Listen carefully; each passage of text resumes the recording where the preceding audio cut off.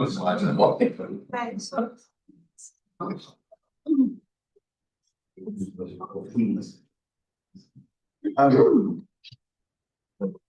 Good morning, everyone.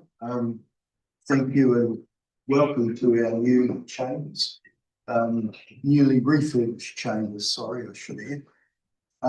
Look, I think before we start, Perry is going to give a little bit of a brief.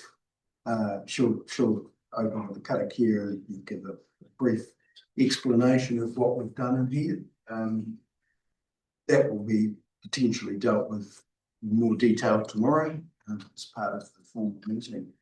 But just wanted to remind you that this workshop is being recorded and will go out to the public later today.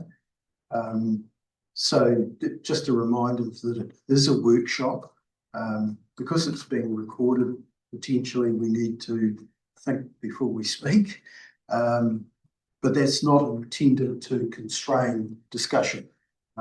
Just remember that whatever you say will be in public. Yeah, it will be a new and different way for us working in terms of workshops. So yeah, look, we'll get on with it. The agenda today is pretty full. Some meaty topics on there. So over to you.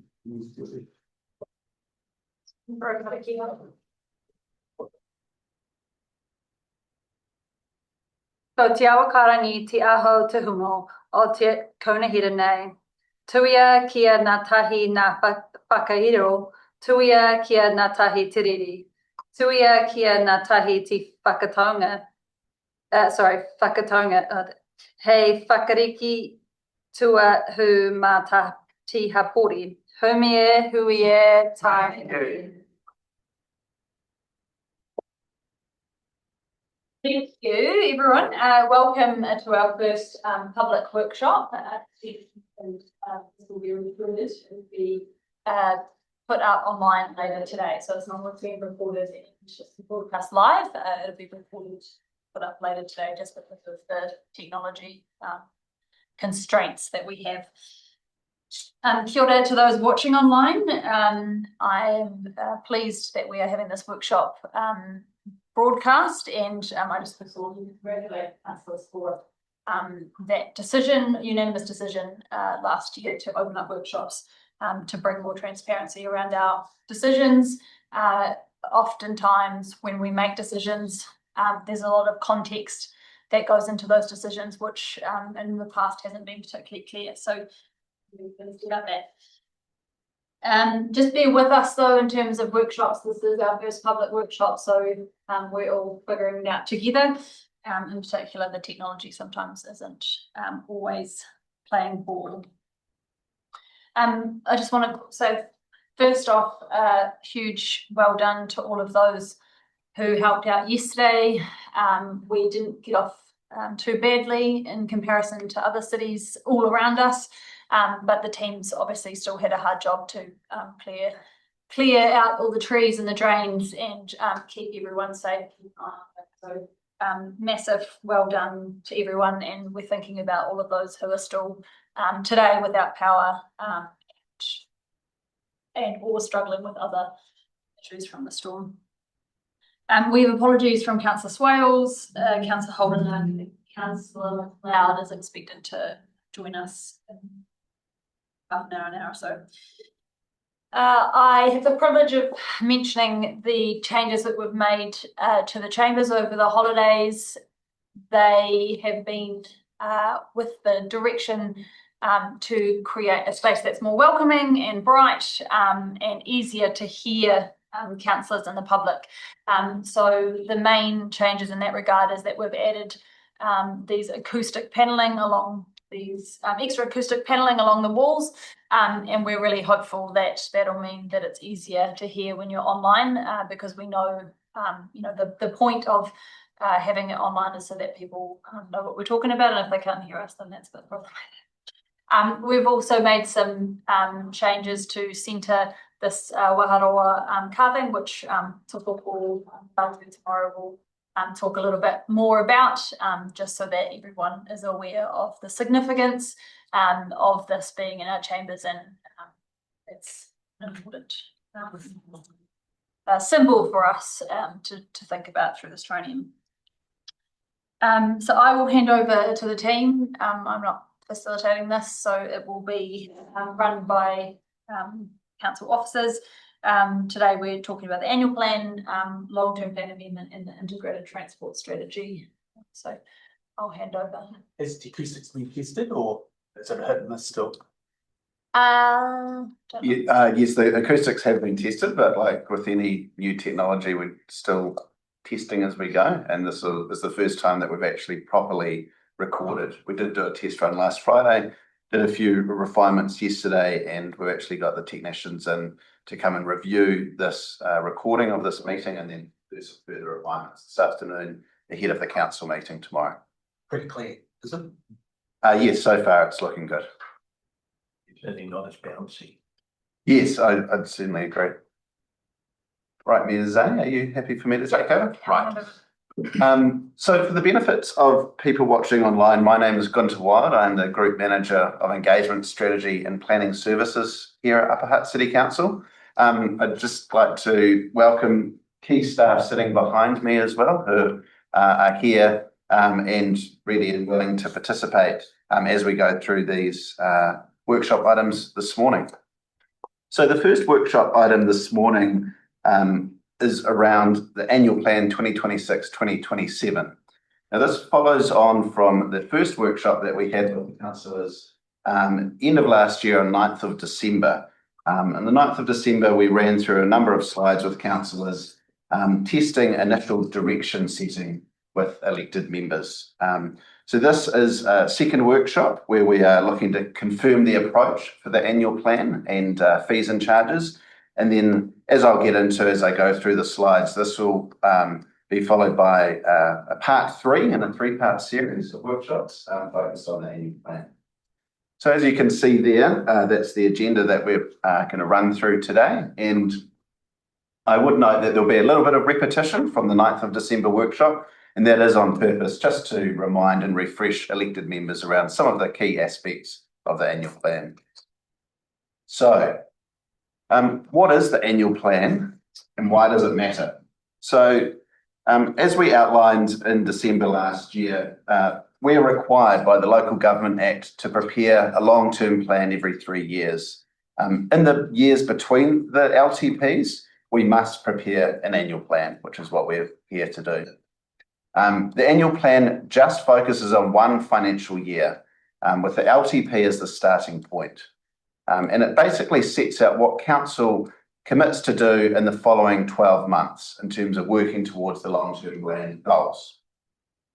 The main purpose of the annual plan is to explain any changes or exceptions from what was originally planned in the LTP for that year, if there are any. The annual plan doesn't revisit strategic direction or the funding framework that was set in the LTP. And then I won't read through all of those, but the Local Government Act requires the annual plan to do a number of specific aspects. The final bullet point there means that for 2026-27, we are planning to work through the existing LTP settings and not revisit strategic direction. So therefore, this workshop confirms the focus, process and constraints of the 2026 annual plan within the LTP framework. I just thought it'd be useful over the next couple of slides just to sort of to discuss with you what we see as Annual Plan 2026, essentially a pragmatic approach to the plan. So there are 4 main areas I wanted to run through that in terms of the annual plan. Number 1 is maintaining our focus on the basics. So this is a continuation with the agreed LTP commitments. This involves prioritising core services, compliance, and maintaining asset condition. In addition, it strengthens systems and processes. And when we talk about that, we're talking about continuing to improve planning, health and safety reporting, and governance. And likewise, looking to reduce single point dependency and operational risks where we can. Meanwhile, protecting Upper Hutt's long-term future. And this is particularly important, as we all know right now, given the significant period of the major reform and uncertainty that's going on around us and to us at the moment. Meanwhile, maintaining financial sustainability and organisational resilience. So through this annual plan, I think it's really important to point out that all of this work is laying the groundwork for long-term plan 2027.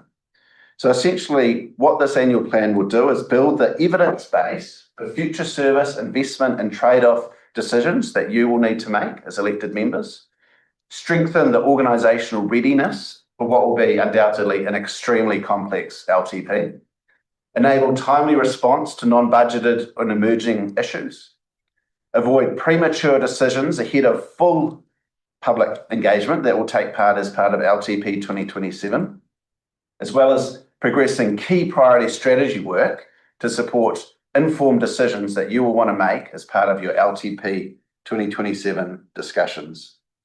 Now, what I should say is please stop me if you've got any questions or comments as we go through, please, as well. So, leading on from that, what we as officers recommend, and on the back of the 9th of December workshop that we had with yourselves, the recommended focus of the annual plan 2026-27 is essentially, surprise, surprise, a continuation with the current LTP priorities. And that looks like back to basic service delivery and continuous improvement and efficiency. Within that BAU work program, that includes progressing the key priority strategy items, building on the existing work, and this is all to provide a strategic evidence base for further potential actions that will come through in LTP 2027.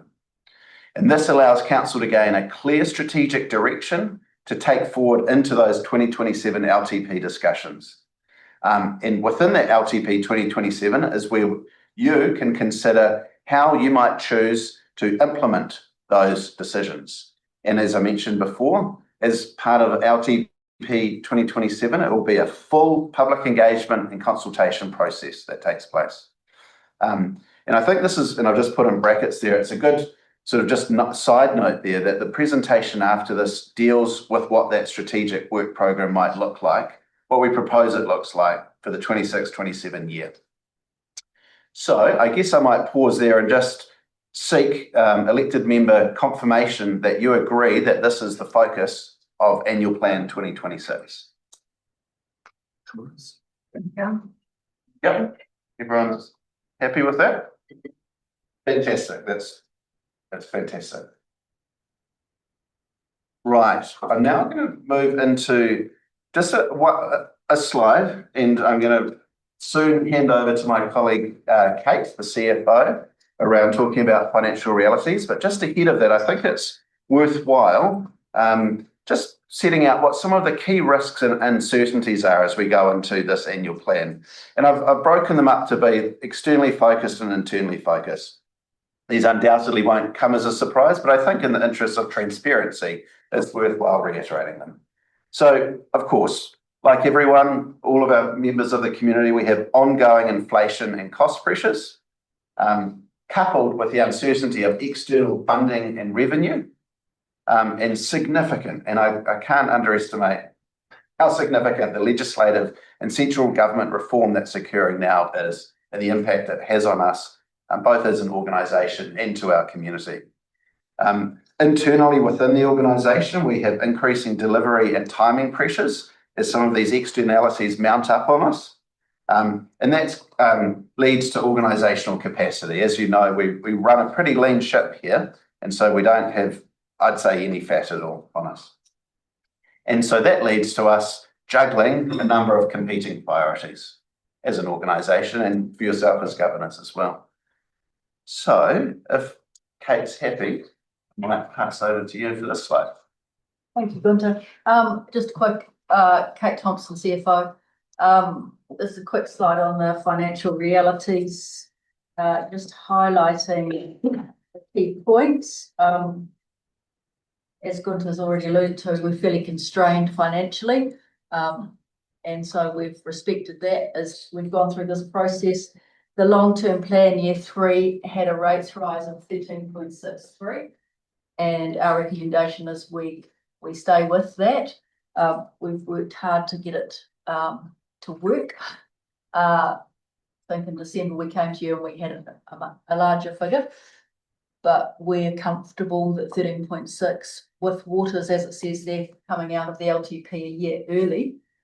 So there's some transitional stranded water related overhead costs that are in there that we've had to address. So the key point there is 13.63 is the recommended rates rise for year 3. And just a couple of reminders, I won't say anything more than the credit rating, Standard & Poor's expect council to exercise good financial stewardship. And we have debt and rates affordability limits that still apply. And we're within those boundaries with this level of rate rise. Waters, like I say, have been removed a year early, so they're out. And I think the second to last point there is that if councillors wish us to push harder on the rates rise downwards, then we'll have to offset costs elsewhere. So that's really all I want to say, Gunther. Thank you, Kate. Just to confirm, I mean, obviously it's a large number, but it is the number that was planned for within the LTP. And I just wanted to confirm there's no additional desire, as Kate just raised then, to modify that. If everyone is, I mean, as comfortable as can be with that, given the circumstances. Yes, okay, thank you. So, on the back of that, I think it's important for us to just take a little bit of time to run through the engagement considerations for Annual Plan 2026. This is a bit of a busy slide, so I'll run through it slowly. So, Council only needs to formally consult on an annual plan if it includes significant or material service delivery, program or project changes to that envisaged within that year of the long-term plan. Given the feedback that you've just provided this morning, what I confirm is that there is no significant difference, which is good. Another factor to note there is the significance engagement policy that Council has, and that guides us as to when we need to engage and how we should do it. Likewise, and I've drawn, not that you can see the detail of it, but on the right-hand side there is a sketch of the IAP2 public participation spectrum, and that ranges from inform through to empower. And in this sort of area, we're more on the left-hand side around inform because nothing significant has changed. So the basis for meaningful consultation, as a reminder, also requires real specific options or choices for the community. And as we've discussed this morning, for this year, for Annual Plan, none are identified. Don't get me wrong, we still absolutely plan to inform the public about the direction of the Annual Plan, and this will take place via what we would call an information document or an ID. This will explain the Annual Plan and provide full transparency for the community. So for this year, for Annual Plan 2026, officers are recommending a consultation and engagement approach whereby we consult on the proposed fees and charges, which I'll get onto shortly. But for the Annual Plan, we are more at the inform end of the spectrum. So this will take place via an information document that will be available for the public.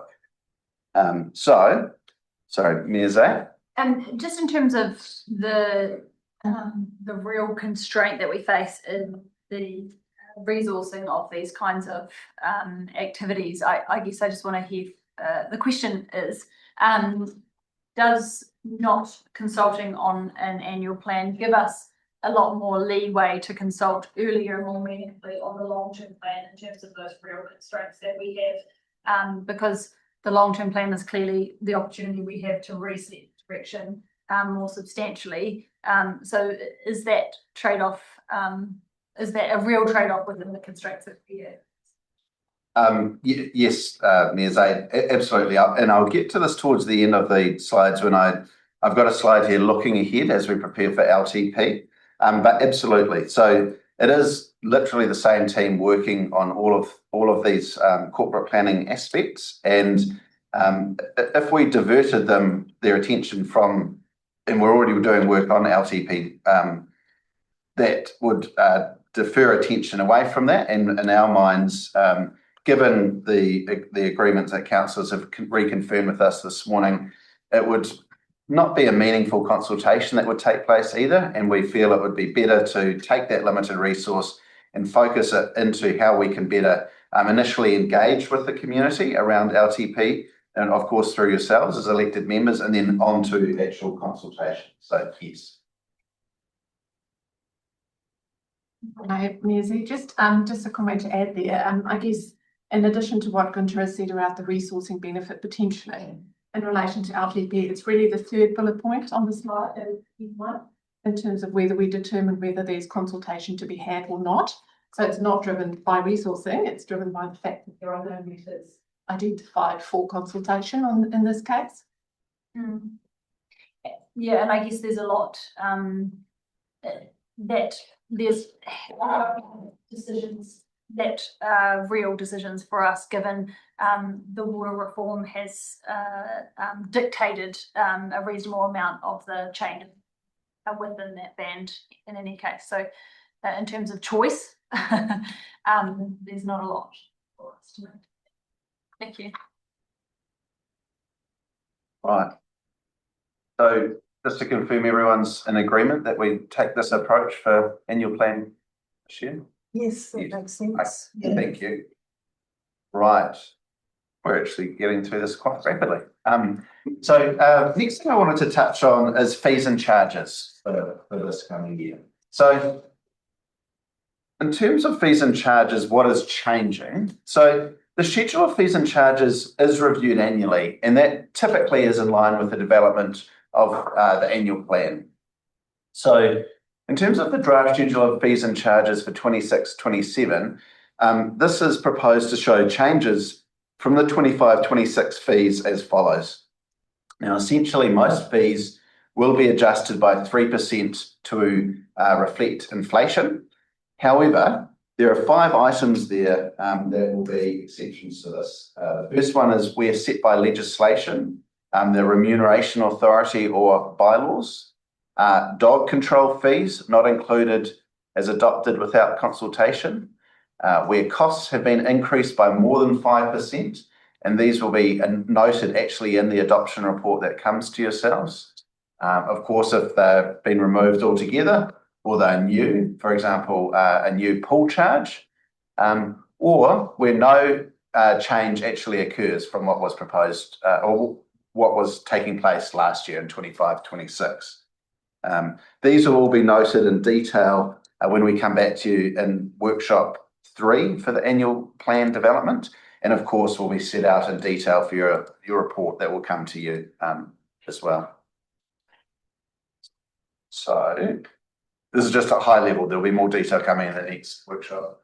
So in terms, as I mentioned right at the beginning of this presentation, in terms of consultation and engagement for fees and charges, we are required to consult on these.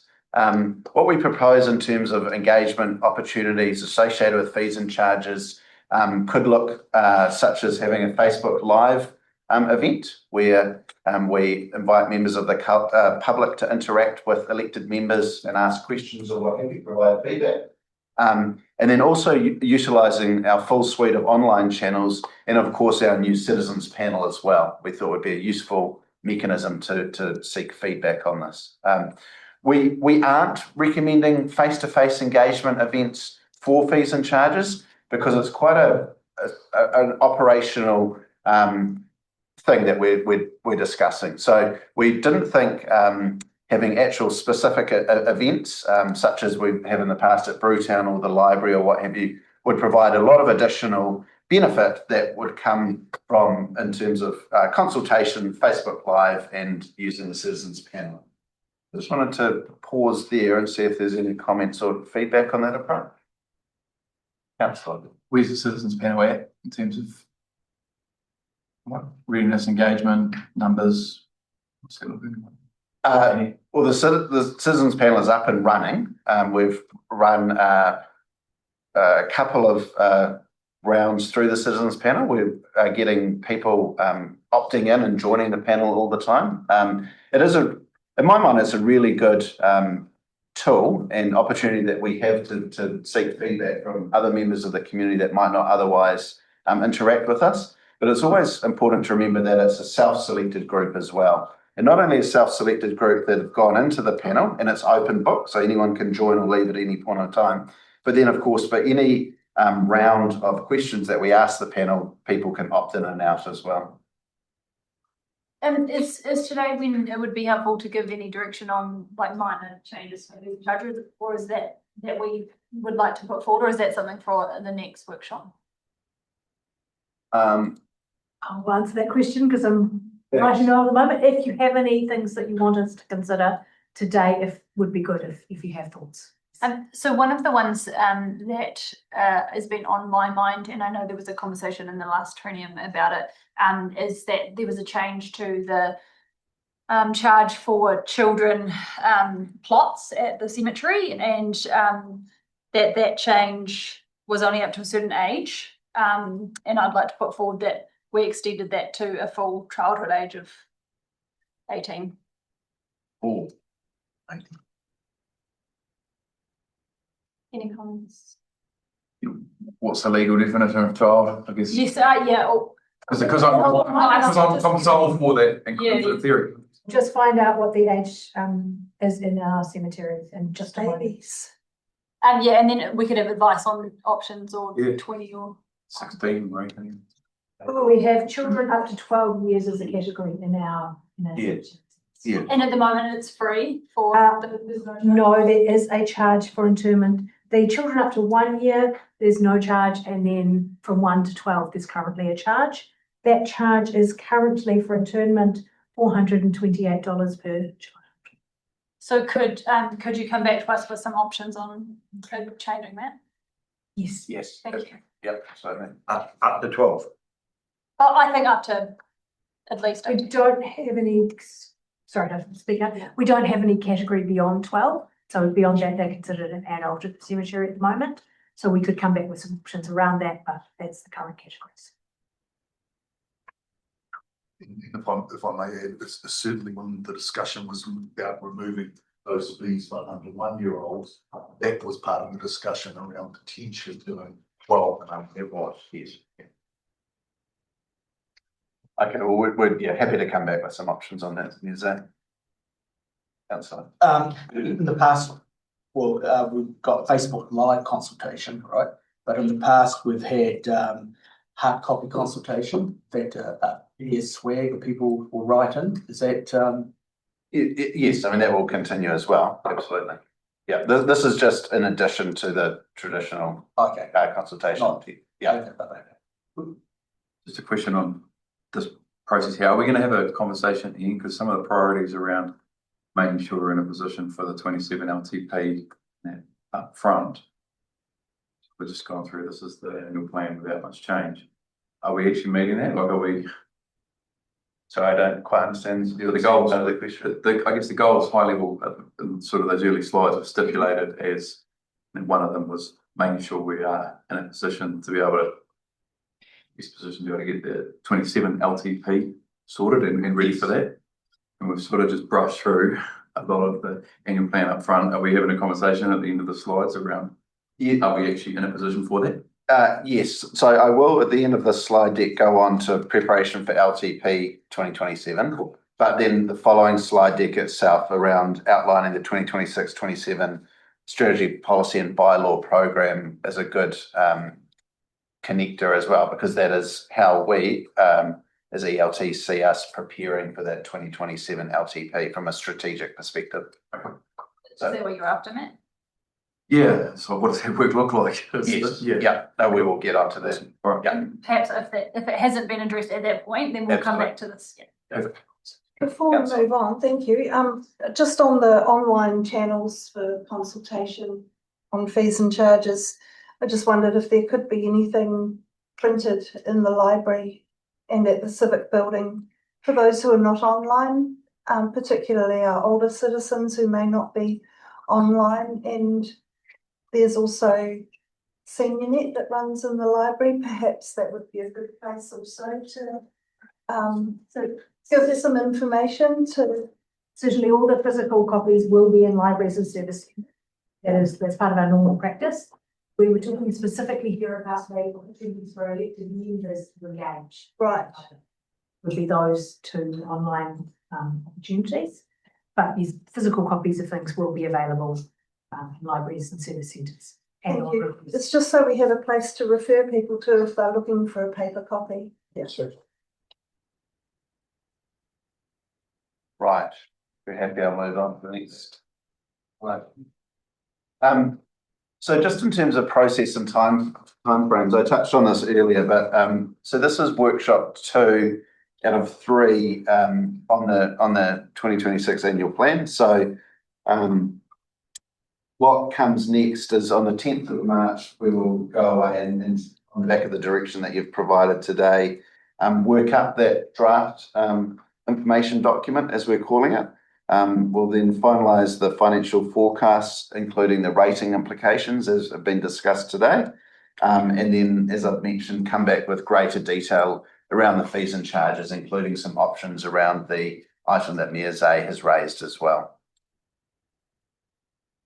Then in terms of council decision making on the annual plan, so following that workshop on the 10th of March, there will be a council meeting on the 25th of March, and that's where we would propose that council adopts the information document, supporting information, and the draft fees and charges schedule, so we can go out for consultation on that. Then the actual consultation period for the fees and charges is proposed to take place between 31 March and 4th of May.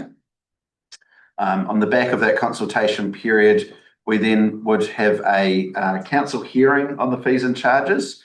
Now, we've tentatively scheduled that for 12th to 13th of May. Now, depending on the number of submissions that we get back on the fees and charges, we may potentially shorten that or look to rejig it in terms of making it as efficient as possible for those members of the public that submit and also elected members. Then following the hearing on the 3rd of June is when there would be a council meeting and deliberations on the fees and charges. And then following that on the 30th of June, by the end of the financial year, is when there'd be a council meeting that would actually adopt the annual plan and the fees and charges.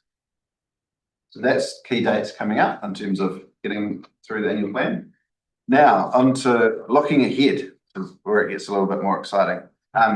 So as I've touched on before, the next LTP is going to be an extremely significant piece of work for council. The development of the LTP over the next 18 months is going to take place at a time that we all know is under significant uncertainty and change for local government. We all know that. Preparation of that LTP has now begun at an officer level, and we're proposing that the first LTP 2027 workshop will take place at the end of March, early April, similar to this, an open workshop. The LTP 2027 is going to be that opportunity for council to reset its plan and finances for the coming years in response to the operating environment that we find ourselves operating in, council priorities and the large number of government reforms that we're facing, changes and any new requirements that are being thrust upon us. Councillors will be fully involved through a series of workshops occurring throughout 26 and 27. And much of the strategy work discussed next in the next slide deck is designed specifically to feed directly into this process. Now, these workshops will focus on strategy, priorities, and trade-offs for the next 10 years. And then this approach is designed to keep council aligned and informed going through into LTP. And then, of course, as part of that, and we touched on it earlier, there'll be early engagement opportunities for the community, as well as a more formal consultation that will take place as well, and hearings, etc. So it'll be the full Monty, so to speak. Will there be a bit of future thinking in those strategies sessions? We'll be able to go, okay, what do we want Upper Hutt to look like in 30 years' time, and come back and go, we need to do this. Okay. Yeah, absolutely. Good. So the next slide is around questions before I move on to the next slide deck, but were there any questions on that before we move forward?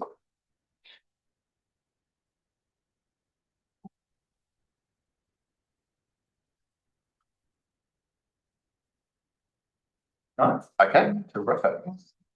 We're getting through this very quickly, which is good. You guys click through, or do you write it in? You will.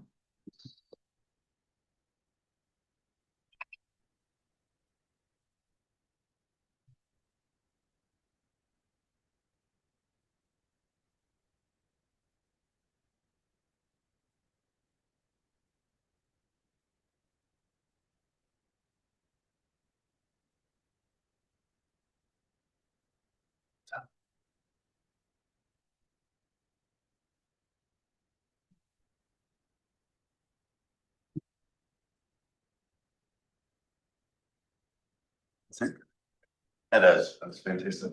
Very proud of it. Right, thank you, Lisa. Right, so onto the second presentation today. So this one, initially, the team and I had developed this initially as sort of an introduction, a 101 to Upper Hutt City Council strategies, policies, and bylaws. However, on the back of the discussion that we've just had around the annual plan and looking ahead to LTP 2027, I've refocused this more to be a focus on what the actual work program is that we are proposing to undertake over the 2026-2027 year. And that should actually, to be fair, be 2026-2027 calendar years, because the LTP development will span those 2 years.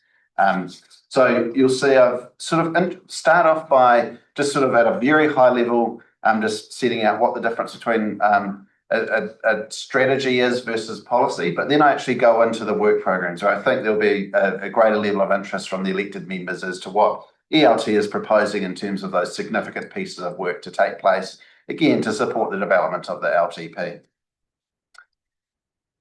Now, just as a starter for Ted, just in terms of the difference between strategy and policy. So strategy is, and this is to Councillor McLeod's comment earlier, strategy is very much vision focused, and it sets the long-term direction and goals. Whereas a policy is far more action focused and provides more around the rules and guidelines for those decision making. Likewise, strategy sets out the high level outcomes around what councils want to achieve, whereas policies are far more operational and help us as officers detail how council will act in certain situations day to day. Strategies tend to be far more flexible because of this, and do allow for adaptation as circumstances change as we go through a planning period, as opposed to policies that are generally very prescriptive and often more fixed. And part of that reasoning is because we use them for enforcement as appropriate. And then just as an example, existing strategies that we have are the sustainability strategy, and likewise for policy, things like dog control policy, for example. And I just thought I'd just put that slide in there as an introductory, just to set the scene.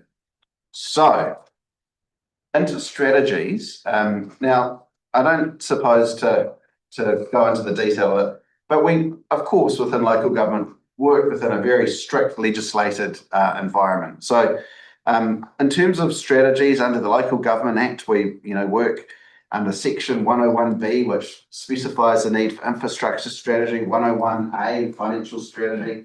These are all BAU as part of the development of our long-term plan and other strategies that are at council's discretion. Section 82 is quite important because that sets out consultation principles, and these are used in conjunction with the significance and engagement policy that council has developed.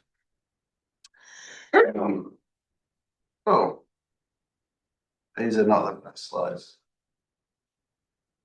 let's go back one. These are ones from the corporate agenda. Yeah. Just maybe we'll just take a pause there if we can.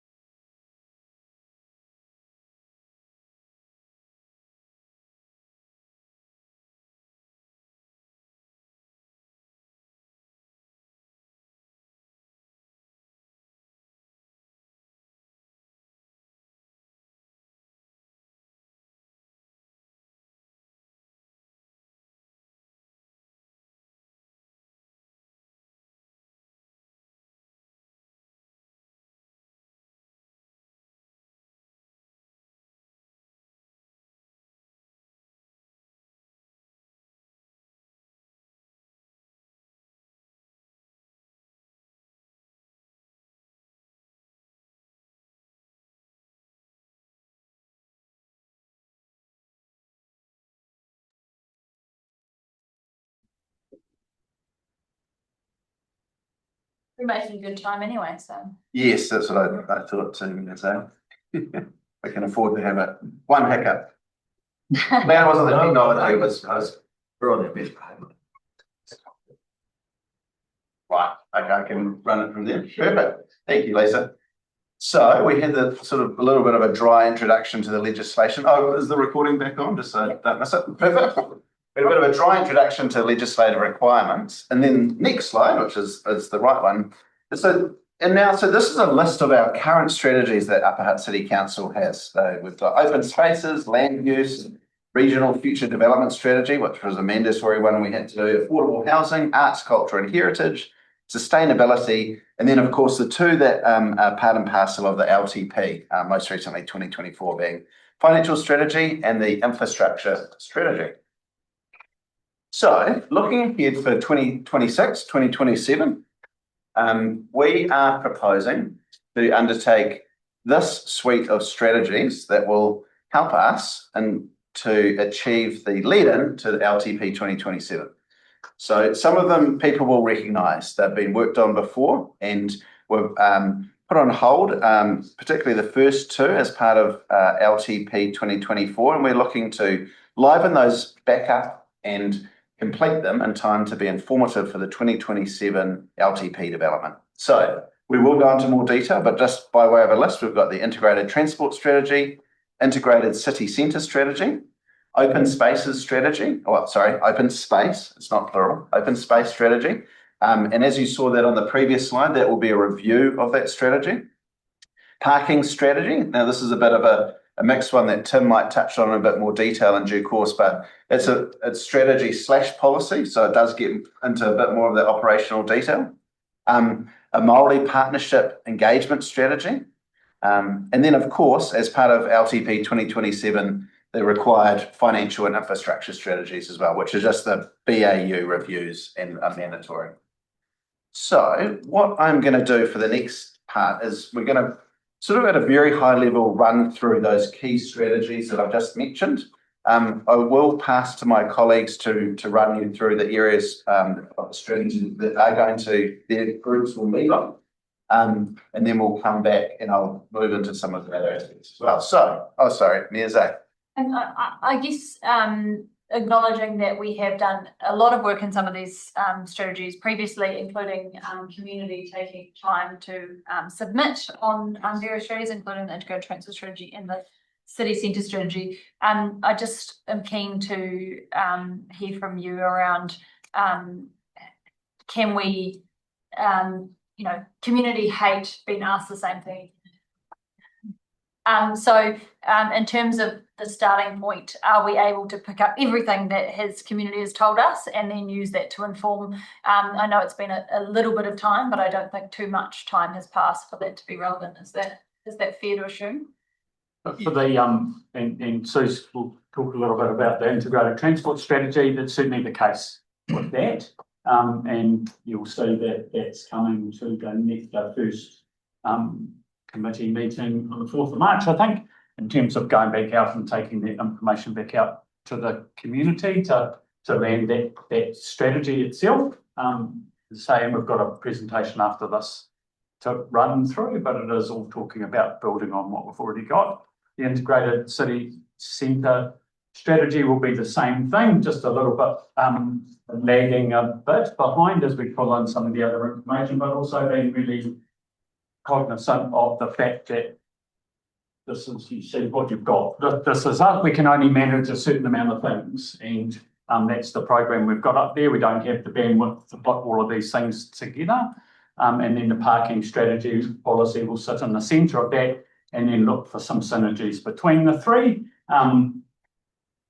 Being sort of aware that the integrated transport strategy and the parking strategies that obviously are city-wide, and the city centre one obviously focuses on the city centre, so quite different views. But certainly we will be using what we've got, but also just being really cognizant of the bandwidth of the teams to be able to deliver these things in a structured way. And much rather sit here saying, we'll do this one, then we'll do that one, then we'll do that one, then sit here saying, well, we'll do all three and we do none of them.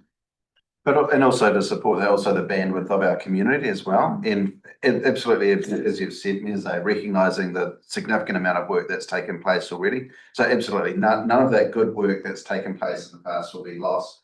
But we're really cognizant of consultation burnout, and there will be a slide at the in due course that talks to that as well. Oh, I'm not, so yeah. Question, we're gonna be doing this in the house, are we gonna be bringing consultants in at all? So we have got a little bit of help from a consultant to do some internal workshopping on the parking strategy, and that'll help to identify the issues and opportunities, and that will help to see if we can link the three together. Yeah, I guess there's two questions. So one, I guess, is kind of goes to that point around, you've only got so many people, and we're going out and sorry, and coupled with that, it just sounded like we are going out to consult on the strategy at the end of the LTP. Like in my mind, would we not be better off having had that input and that sort of development? This goes out as part of that LTP consultation or something that we're working up to and timing it. We can't do that. In terms of sequencing, it would be too late because we're using the strategy to then inform what potential projects might look like. And my aspiration is that we get to the LTP with these are the kinds of project options that we might have, for example, for the city centre in particular and for the transport. And if we don't start with the strategy, then we can't get to the implementation plan or the priorities or the long lists in terms of what those projects are. So I guess that, that 18 months is short for that. But if we were to go out, we would be going out going, do you agree with the direction rather than do you agree with the projects? And we have to have the projects to then have costed financials that go into the long-term plan. If I can just pick up on that too, like my question before about futures thinking, we have that discussion after we've got a strategy in place that doesn't fit that future. It's kind of a backwards way too. So I kind of hear what you're saying, that maybe we need to have that future thinking first, because why would we go and say we want Upper Hutt to look like this? And then actually it has to look this way actually, because we've already got this in place. I think we're getting that through the strategy. I think I accept that, and I accept the cost and project piece. It feels like we're doing exactly that though in terms of consultation overload. But Matt, is it that, sorry, Councillor Matt's good. Councillor Carey, what's the concern? So is it the consultation fatigue? 100%. Yeah. I guess that was why I started the question with, can we pick up everything we've learned and go back and say, we've learned this from you and we've gone away and done a little bit more work, and does this now look right? Yep. And in the same breath, we're going to consult on a transport strategy, city centre strategy, and then we're going to go back out in the LTP and consult on transport work and city work. That people are not going to be like, what's the difference? Or why did you ask us that question a year ago? I think there are two sort of separate things here. One is the development of that strategy, which is long-term forward-looking. Yeah.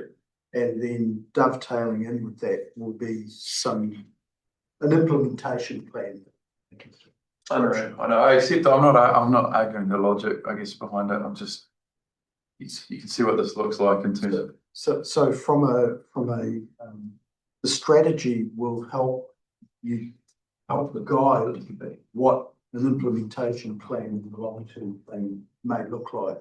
So remembering that the long-term plan is looking out 10 years, it may have a range of things that you could implement which will help you achieve that strategic outcome, which has got a 30-year outlook, because remembering that the long-term plan has that 30-year planning horizon, but a 10-year financial plan working towards that.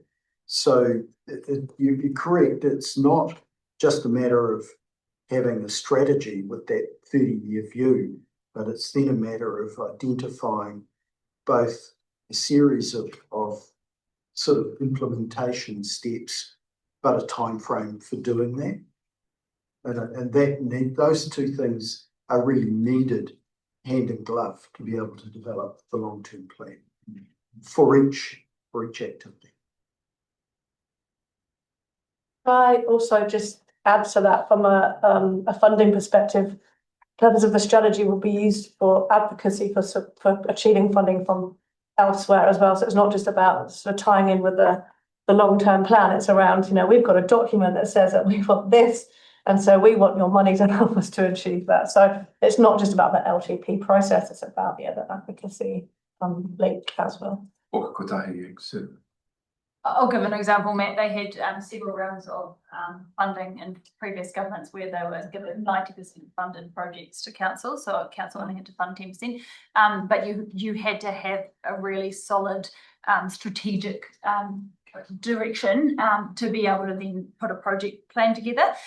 So lots of councils had the equivalent of an integrated transport strategy where they could say this is where we're headed, and in that they might have just had a very high level on a long list, a project that they could then pull out of that and bid for funding, but they had to have something in the works to say that that was a priority area for them. And so and with the integrated transport strategy, we've talked about how that needs to tee in with the regional land transport plan as well. So ad hoc funding as well as fixed funding rounds.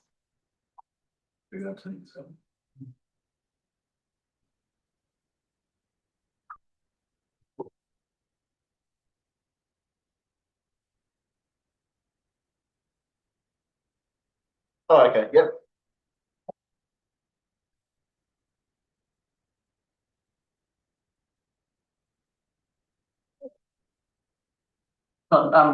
Just by way of introduction, Suzanne Rushme is our operational senior advisor for our operational group, and is leading the development of a lot of these strategies across the organisation. Has been involved, particularly through the graduate So just in terms of the integrated city centre strategy, as you alluded to before, there's been some work that's been done on this in the past, including some engagement work with our community. That work was supported by consultants working on our behalf. It was put on hold as part of the 24-34 long-term plan at the time, and obviously now it's been picked back up again. And essentially it's to provide a framework and toolkit that allows us to identify and consider the expectations and the aspirations of our community around what Upper Hutt city centre should look like and what it should deliver for our residents and our visitors. And then it'll be used to inform how we receive, consider, prioritise our and support initiatives and develop opportunities come from sort of internal and external organisations. And how the sort of city centre sort of connects more widely with the city itself. So we're currently undertaking a stock take of where we've got to, and that kind of goes back to the point that we just raised around, not reinventing the wheel, because some work has already been done, and looking at what's been done and how that feeds into the further development of the strategy. Next slide. So this is our parking strategy / policy, and essentially this is to provide a framework for us to be able to identify how we might manage our public parking and make decisions around that. So it's a citywide strategy, and this sort of goes right from operational to people sort of undertaking sort of compliance matters, right through to okay, well, how do we, what framework does that sit in? So essentially it's around using the best use of our existing parking spaces, ensuring it's fit for purpose, that accessible parking is provided and of good quality, and it supports rationalisation of our parking facilities across Upper Hutt. We've currently, as Tim said, got consultants coming in and doing some issues and options work with us at the moment. So what are our problems currently, and what options do we have available to us to help manage that?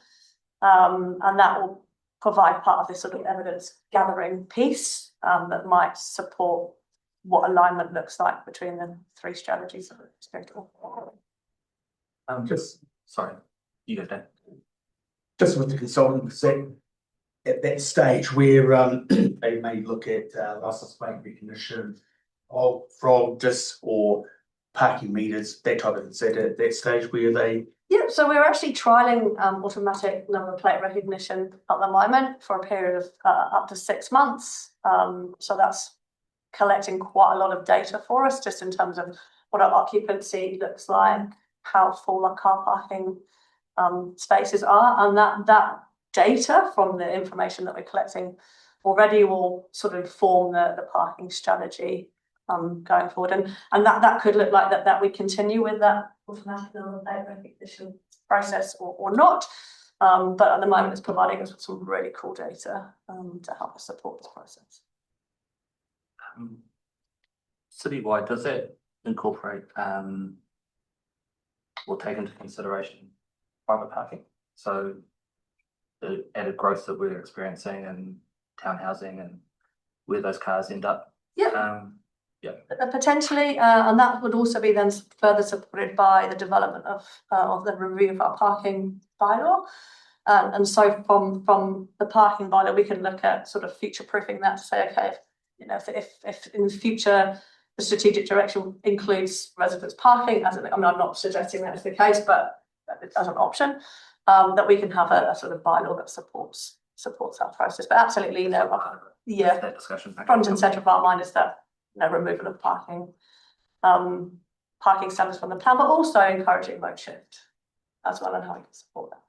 Can I clarify that? So my understanding is that the government's reforms, well, actually not the RMA reform, but the NPSUD package of changes in terms of allowing densification, that parking, you're talking about parking on residential, whether or not we require it on residential multi-unit developments. And my understanding was that that was a government change that's now sorted, and we can't reopen that box. Yeah, that's a requirement on us through our district plan to remove the parking standards for commercial and residential development. So this is about how we manage parking with the legislative and operational environment that we're working in. So that decision's already made, but you're talking about what the implications are of that decision. Absolutely. Yeah.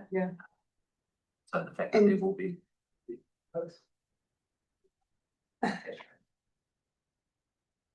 But it does link right now, we're on this subject, sorry, because again, we get complaints, obviously, things coming around issues just with the CBD parking.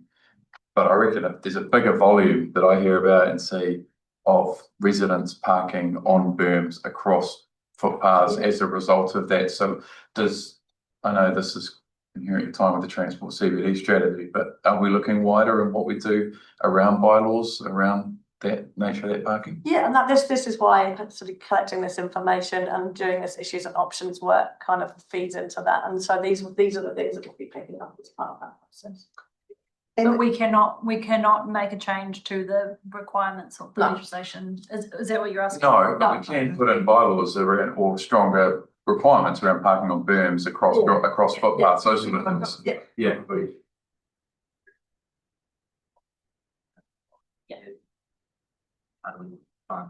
Because you can't be, with a stick and go, you can't do this, but it's like if there's no way for people to do what they need to do, then but that's another discussion. That's cool. So if in 30 years' time we want Upper Hutt to be greener and we want to do our best to mitigate climate change and all those sorts of things around active transport, being able to walk 15 minutes to something, how will this parking strategy lead towards that? And we had that discussion around what we want to see in 30 years' time. Road transport one. Yeah, and I think that's kind of the relationship. Yeah, does speak to that. That's the integrated transport strategy, and that's why we're saying there's a connection between the two, but also a connection with what sort of comes out of this, and then therefore what we need to include in our bylaw from a compliance enforcement perspective. And I don't know a lot about the rationale of the parking strategy to this, coming to this point, but I do understand completely the interaction between the integrated transport strategy, city centre strategy, and this, and that makes a lot of sense. I have a question around the opportunity for rationalisation, because I do think as a council we have a fair amount of higher value land in the CBD that's not being utilised well, as in it's provided for free parking, and could be utilised for other uses which may have broader impacts beyond the initial revenue of for example, sale of land, in providing for significant projects that CBD land. Is that would we be looking at each of the in terms of rationalisation? I'm assuming we would be looking at all of our parking and how much of that is per day, and then thinking about whether or not we could repurpose a plot or multiple plots depending on what that outcome is. Is that right? Yeah, and I think that's potential relationship with the city centre strategy as well. But from the data that's collected, so we certainly understand a lot more now around, what the occupancy rates of our car parks are. We've got the whole area plotted out into different zones, and we can say, well, this zone is actually 85% full for 80% of the day. And so we do a sort of sweep with the ANPR, annual automatic number plate recognition technology, and it sort of provides us with all of that information. So we can look at where our high turnover car parking areas are, where our long stayers are, that kind of thing. So that's what's really great about this information. And will we also be looking at particular sites where they have been used almost exclusively or near exclusively for particular businesses, even though they are, say, for example, the site where Countdown has just vacated, that is actually mostly a council-owned a piece of land, but was used, I would say, cost lease for, and everybody understood it to be for Countdown because it was outside Countdown. Is that the sort of thing? I mean, there's obviously a change there. Yeah, I mean, that's part of things that we would be picking up as part of that rationalisation exercise. Yeah, cool, thank you. I just ask that we do check on also disability car parks as well, and make sure that there's enough of them in the right locations, and also some vehicles are a lot larger than like your normal little hatchbacks. So the larger vehicles where wheelchairs come out at the back, they're the ones that need a loading zone size. So and so currently people do use the loading zones for that purpose, and they are legally allowed to. So and that's fine, but I don't know that they actually, some people even know that they're okay to go ahead and use a loading zone. I don't. We have one outside Silverstream School in who parks behind that. People will need to be educated on what they've read. Yeah, making Reloading sure what it. Yeah, I don't know if that's anything to do with how they're painted or. Yeah, and I think this kind of leads to sort of that, making that sure that accessible parking is fit for purpose for sure. And so we need to get some more information in that space in terms of what does that look like across Upper Hutt. But yeah, certainly, and that kind of ties in with the bylaw and the ability for council through resolution to allocate particular parking for a specific purpose. So that kind of is where that link is in terms of strategy and accessibility parking forming part of that. I think the key, and we've talked about it, there's a huge range of issues and options and priorities sitting in here, right from that, strategic use of land for parking, how do we energise the CBD, etc., how do we make sure people aren't parking today, how do we do to make sure people are, using loading zones correctly, what's the health and safety implications for our teams out there in terms of the work they're doing. Huge range of things, which is why the first step was to work out the issues and options, get a prioritisation of those and see how they start to connect into things. So which is our first step, which is, the team are driving, and the number plate recognition is giving us some really rich and valuable information to base that on, which is what's really been positive. So.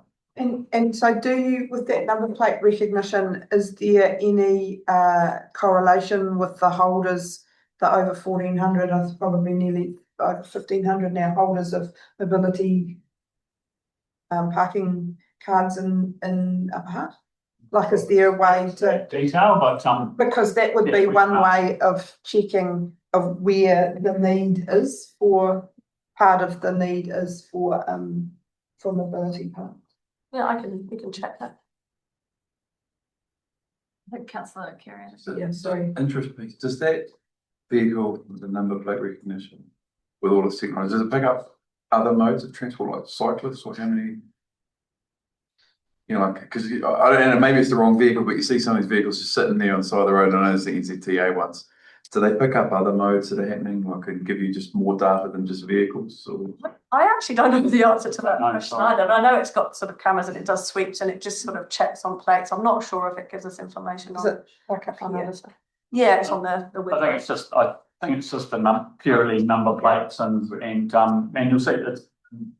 Might have seen it driving around. yeah, Do you have a date for that talk with the consultant? 10th of March, we have the staff sort of workshop on that, internal sort of staff briefing workshop. And we'll come back to.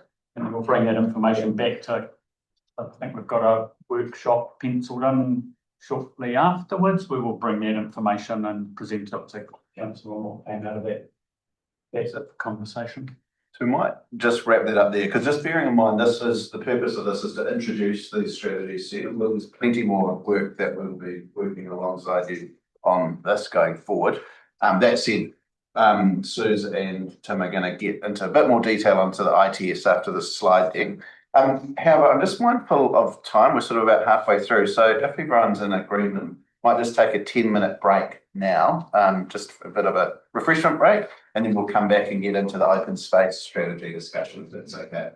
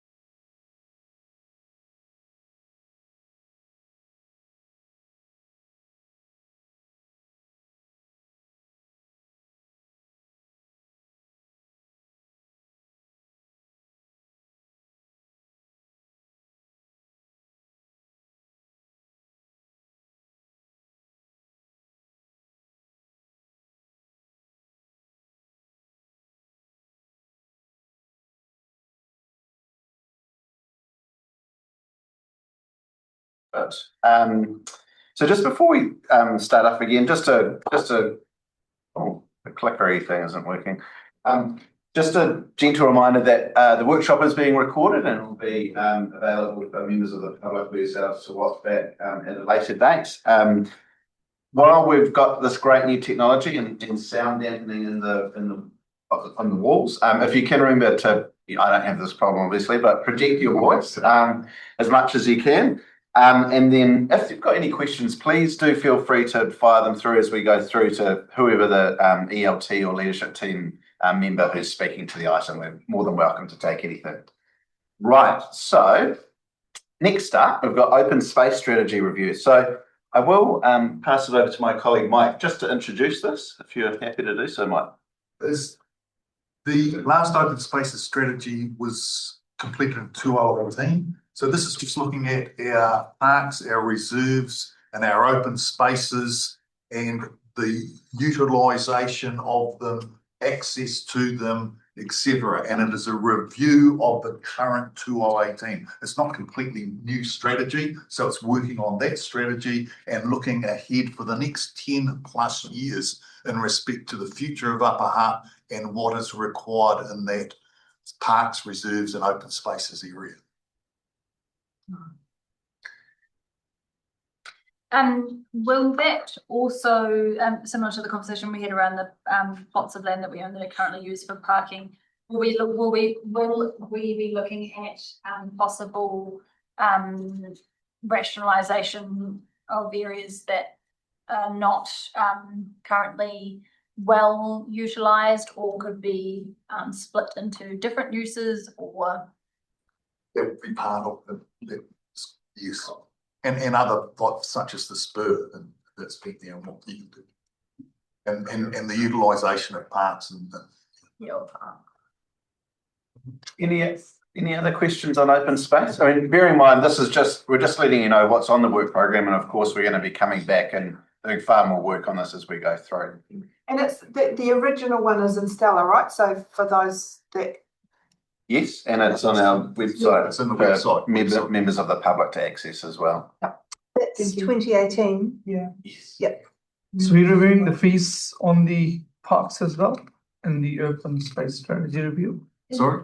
Entirely separately, the fees on parks, is that what you were asking? Mhm. So that's entirely through the fees and charges, annual fees and charges. Right. That's the vehicle for that. It's not a strategic issue. It's more of an operational issue. So we do that annually through the fees and charges. Quite a few of the parks fees are changing this year, and we'll do that you see on the 25th of March. So that's for the annual clean. Right. Okay, I'll move on to the next one. I might pass over to Jeff to step us through this one, please. Yeah, look, this has got two parts to it. One is an overall strategy for the way we view our partnership relationships, particularly with mana whenua. And the second is the development of some memorandums of partnership with the local iwi and other mana whenua groups that we are required to work with. Neither of these need to necessarily be huge pieces of work. And I say that because in essence, we're dealing with the same partners or potential partners as our neighbours Hutt City are dealing with. They already have established partnership relationships. They also have a strategy. And there is no reason to assume that mana whenua partners would want to deal with us in Upper Hutt radically differently from the way they deal with those in Hutt.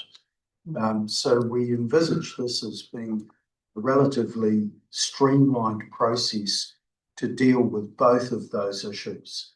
The strategy is going to be more overreaching in that that's not only about council and community relationships, but it'll also cover some of the expectations around how this organisation responds, not just at a political level, but at an operational. So this is mentioned because it did come up in an earlier council workshop / briefing. It is something that is really important, but it is also something that should be relatively easy for us to achieve. We already have that with the 10th Trust, do we not? Correct. But the 10th Trust are only one of a number of partners that we need to engage with. And is this costing anything? The development of the strategy will not be costing us anything other than time. And that time is already from people within the organisation. The memorandum of partnerships, which will take some time to negotiate, inevitably will involve some level of cost, because we would have expectations on our partners to do certain things with us, for us, in conjunction with us, and they have not got access to resources necessarily to be able to do that without some support from us. How will we be involved, sort of elected members with the terms of? I presume that'll have to happen at some point when we're looking at what that partners agreement MOU looks like. Or? Yeah, absolutely. Not only with each of the MOUs as they MOPs, sorry, as they are developed. You will obviously be involved in signing those off. But the strategy itself, given that it's sort of a bit wide-reaching, that would be something that would be brought to council for endorsement as well. So yeah, both in both cases, both pieces of work would end up before council for approval.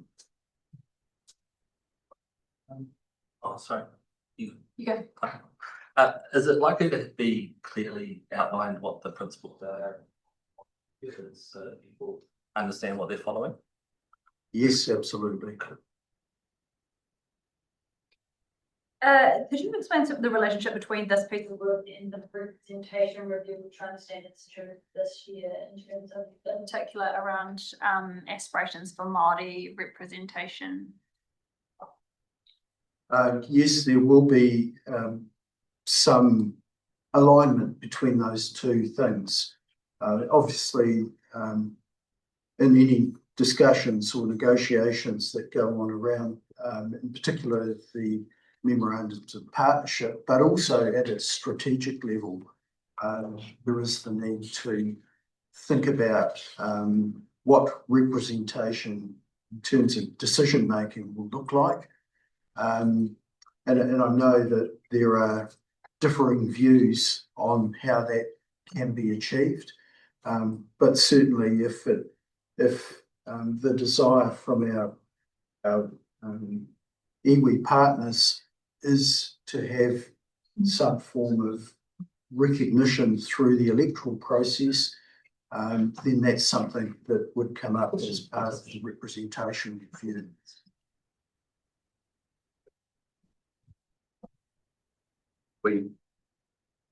How do we fit in Whangai into this as well? Yeah, that's a good question, and that's something that will be canvassed as part of that more strategic approach. In recent times, there has, with Tautoko on board, there has been, I guess, quite a well-balanced maintenance of the relationship with Rongonai, but recognising that that's not necessarily the forum for mana whenua to engage with us, but nevertheless a really important part of this community. So how we tie those things together at a strategic level will be interesting to work through. So will there be a plan that's articulated in the strategy, I guess, is how that... Totally.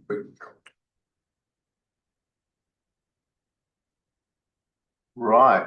No more questions on that. I'll move us forward if that's okay.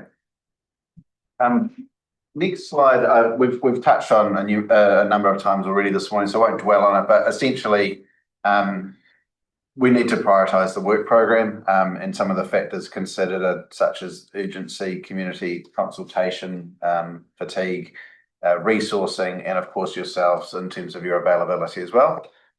We're factoring that all in. This is what we see as the likely public consultation timeline coming up over 2026, 27, and obviously subject to change as other things come up or not or what have you, but we think as an ELT this is achievable. I think as Tim mentioned, getting into the nitty-gritty of the integrated transport strategy, the integrated central city strategy and the parking strategy, where of course there are synergies, we will take advantage of that, particularly in terms of the work that's taken place in the past and how we most effectively engage with the community and or consultation as well, with the ultimate goal for this to be feeding in to that LTP 2027, which is where that key opportunity for yourselves as the new council in this triennium to set your strategic direction for council. Right, of course. Now it gets a little bit dry here, I'll have to admit. So in addition to all the very exciting strategies, there's a whole lot of other work that takes place that is, we crank the handle on and get work done to make sure that we can keep enforcement and other operational policies going. Now, that's where Jim, who's sitting behind me, he gets very excited about this. This is our person who's heavily involved. So Jim, if I get anything wrong, jump in and tell me what I'm doing. Right. So starting off with council policies, again, there's a vast range of legislation that covers this, depending on the matter that's being discussed. I won't go into the detail, but there's lots of it, whether you're gambling or you're building or whether whatever you might be doing. In terms of what we're working on over this next period, so revenue and finance policy, this is to be done alongside the LTP development contributions policy, rates remission and postponement policy, significance and engagement policy. So those are all essentially, those first four are all part and parcel with doing an LTP in 2027. But that all takes up bandwidth, right? There's only one gym, and so we need to allocate and do what is legally required for us to do. In addition to that, we do have capacity to do some additional work, and that's identified there. And one of them, which undoubtedly will be interesting to a lot of members of the public, will be the dog control policy. Now, that's a review of an existing policy, but that still needs to take place to keep it current. And then we are going to launch into, or we've already started doing the work in terms of a rates policy as well. That's policies. Then bylaws, similar to policies, raft of legislation that sets out the requirements of how we undertake bylaws, why we undertake them, and what we do with them. I just thought it was useful. I have put up there a list. I mean, we do have a number of existing bylaws that are in place, and they cover all sorts of things from appearance industry to public places to liquor control to water to traffic to you name it. There's a range of it. One of my favourites is actually up for review this year, which is keeping of animals, poultry, and bees. So now that is up for review this year and is part of the work program. And if we don't review it and keep it current, then it will lapse. So that is why it is important to keep it there. Alongside that, there's a number of other bylaws that are being developed and or up for review. And as you know, at the moment, we're absolutely donkey deep in the prevention of nuisance from fire and smoke. That'll be coming back to you soon to get your views on that. And also control of alcohol in public places is currently, will be coming back shortly. But then also we're going to be looking at the appearance industry bylaw, traffic and parking, as I said, keeping of animal, poultry and bees, Hutt Valley trade waste, and public places and control of temporary signage. So just to give, I just wanted to share with you, just to give you an understanding of sort of the scope and breadth of all the work that's going on within this part of the organisation. So, actually, I've got to I can do that quickly. Yes. My favourite one is the skateboard bylaw in the CBD. Yeah. Preventing you from skateboarding. Yeah, well, we haven't never prosecuted anyone in about 40 years since we've had it. Well, I yes. keep mentioning it every time we do it, and You want to get rid of it? I think it's a waste of time and effort. Yeah. Well, you do raise a valid point in terms of some of these bylaws. Some of the bylaws, have been around for a very long time and legislated for. So it is always important as they come up to have a look and see whether they're current or material for the current climate and the community that lives in Upper Hutt. We get the target of it, it was 40 years ago. So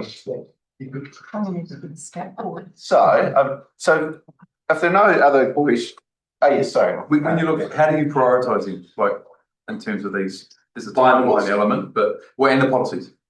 Well, as I mentioned earlier, it depends on those that are coming out for renewal that we need to keep current. Otherwise, for example, if we let particular things lapse, then it'll take away some of our ability in terms of enforcement, regulation, control. Others are responding to the externalities that are taking place and keeping us current and alongside our peers and what have you around the region. And then also, I guess, to Councillor Wheeler's point, being mindful if there's things that we can let lapse because they're not going to significantly detrimentally affect the running and operation of the city or law and order or what have you, then we need to consider that as well.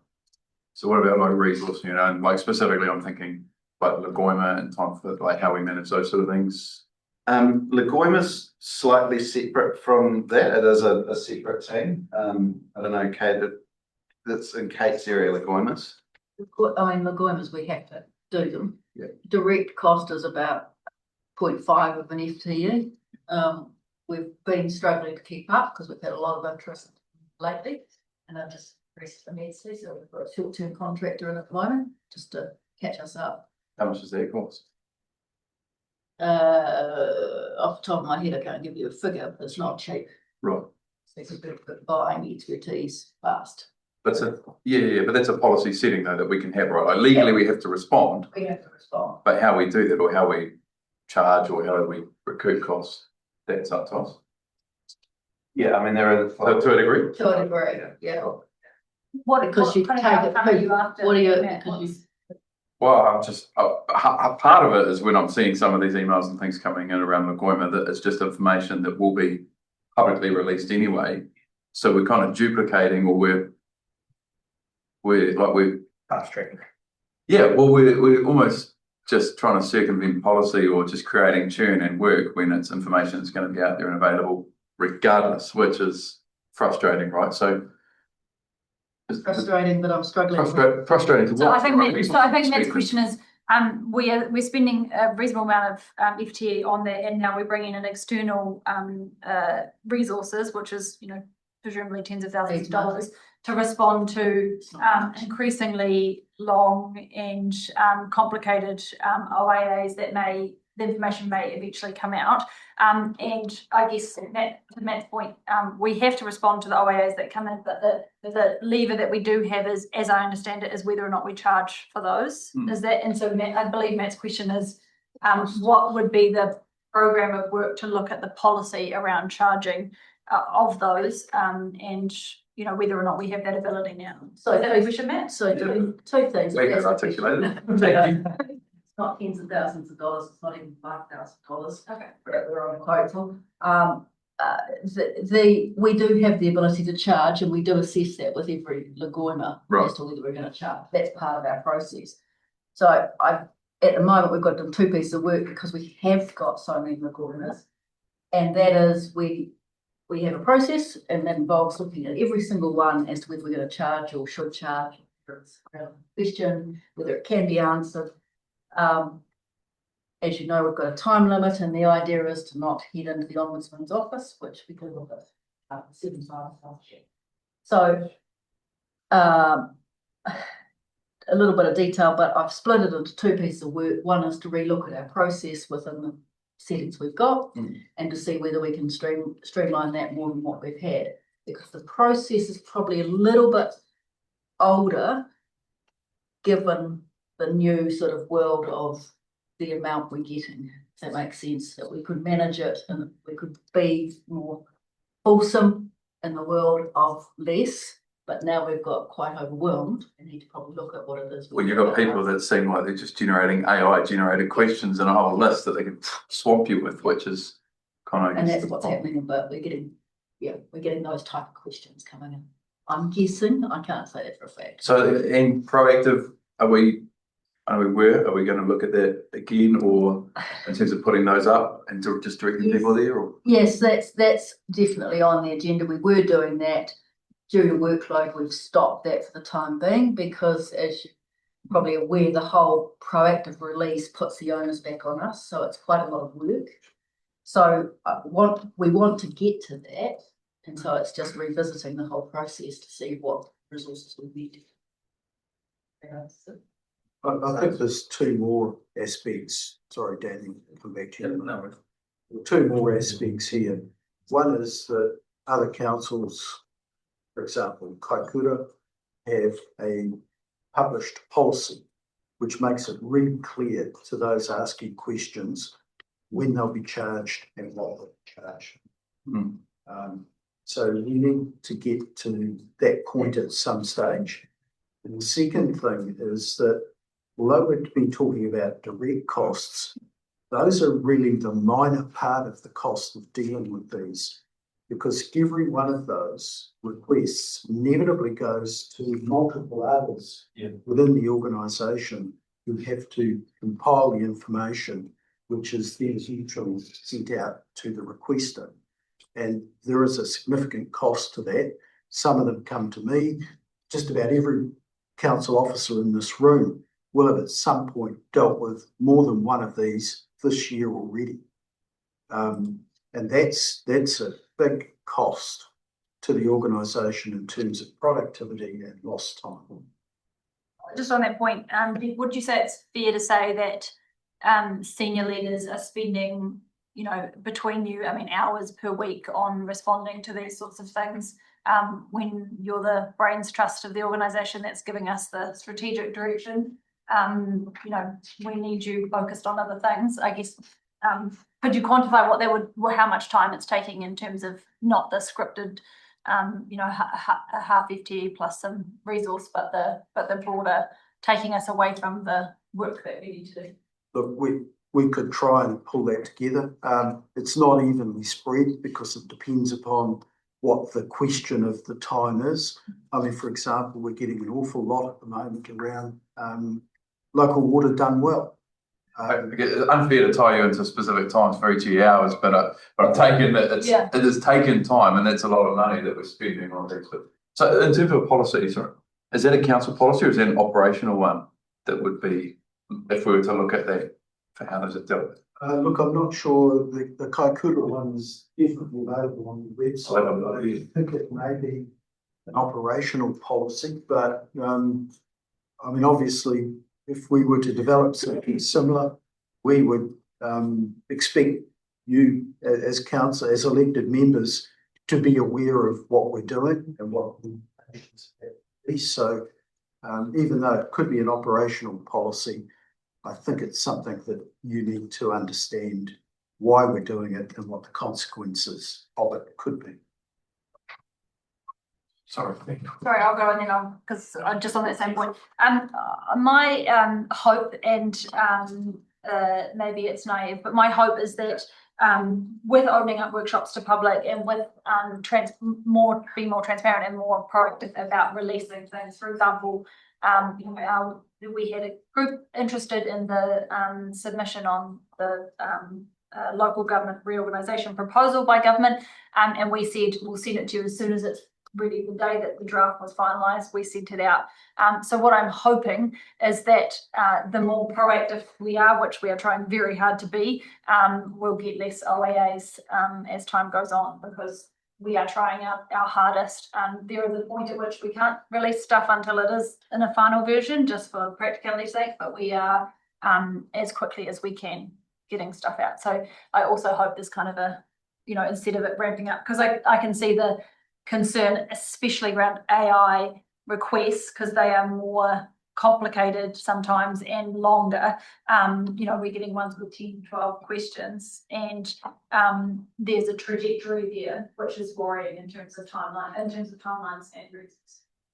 Yeah, and look, just to add to that, we also get a reasonable number of requests that are clearly coming in from commercial and research organisations. And they're using the process in a way that I don't think was ever really intended for it to be used.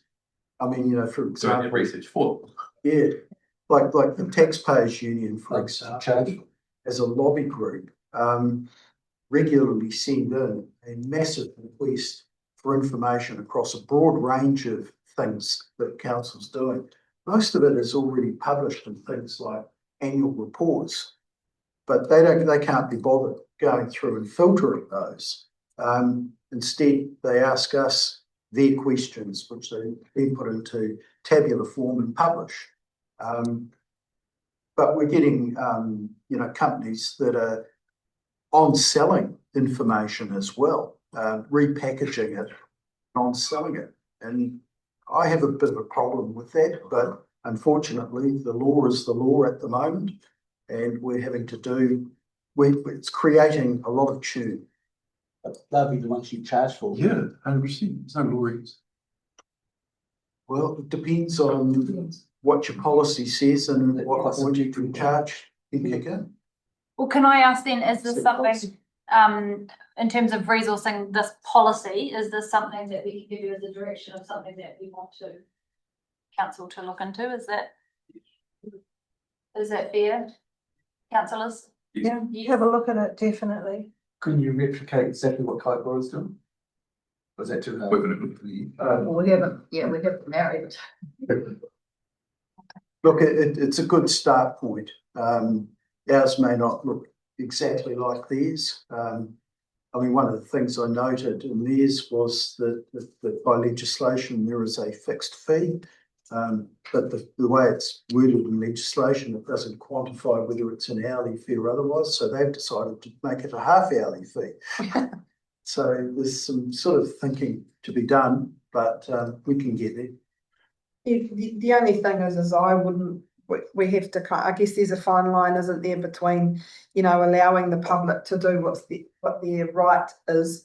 And all of us, over the years, I've not at council level, but certainly central government level with the OIAs, it is a way of finding out the information. And I imagine several of us around the table have used it in the past. I really don't want that to restrict or for the public to feel that we are constraining them in any way.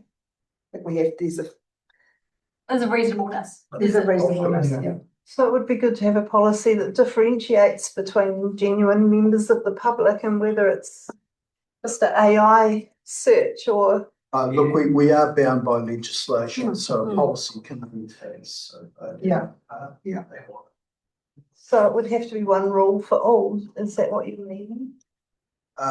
Yes. Well, whatever the policy is, it has to be consistent with the legislation. So, yeah. If I might add, we already have quite clear guidance on our Lagoima page on the website around our ability to charge and when we are potentially going to charge for it. So there is quite a lot of guidance to the public making Lagoima requests of us right now around the ability to charge. So is it a business process change then? It's a business process change. Matt's hit the nail on the head. AI is problematic in this area. But it's a business process change to adapt to that is where I'm at with it. But I haven't done the work yet, so we just got to unpack it a bit. And I was going to go back to, for every direct cost, you can always say indirect costs is at least that again. So, that's probably a more. If people are using AI to create the questions, is there any room for, I think Emma might have said at some stage, around having AI help with answering? We do. Right, okay. I think, did you have a question, sorry, before that? Put the words out. Sweet. No, conversation. Yeah. I guess the direction from elected members that I'm hearing is that this is something that we're keen to have looked at in options, or if it is an elected member issue, if not operationally, the direction is that we supportive of. Operationally, our aim is to get into a place where we proactively release. And so it's just that journey. Yeah. Yeah, good. Yeah. Right.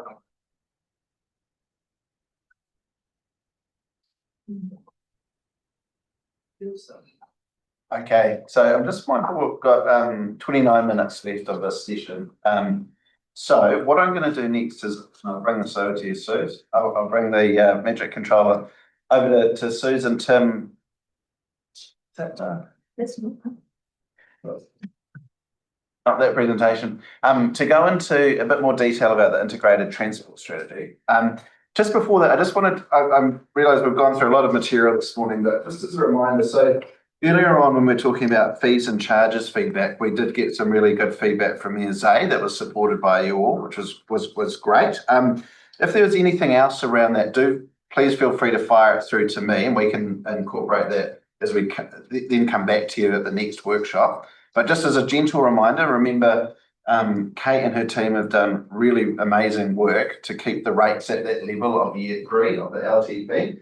And so if there was any variation in fees and charges, remember if something goes up, something needs to go down or vice versa. So hopefully we're more or less there at the moment, but I just wanted to leave that door open as well. So on that note, I will pass the remote to Suze. Thank you.